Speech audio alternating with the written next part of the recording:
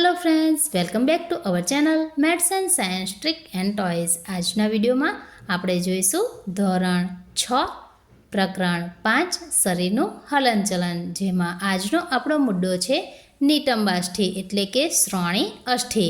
અગાઉના વિડીયોમાં આપણે સ્કંધાષ્ઠી વિશેની માહિતી મેળવી, તો આ છે આપણા નિતંબાષ્ઠી। પાછળના ભાગે કરોષ્ઠમ સાથે જોડાયેલ હોય છે। નિતંબાષ્ઠીની મદદથી જ આપણે બેસી શકીએ છીએ। નિતંબ આગળ આવેલી પેટી જેવી રચનાને નિતંબાષ્ઠી કહે છે, એટલે કે નિતંબ આગળ જે નાની પેટી જેવી રચના જોવા મળે છે જેને આપણે નિતંબાષ્ઠી તરીકે ઓળખીએ છીએ। જઠરની નીચે આવેલ ભાગોનું રક્ષણ કરે છે, તો આ નિતંબાષ્ઠીનું કાર્ય છે, જે જઠરની નીચે આવેલ ભાગ જે છે એનું આ રક્ષણ કરે છે।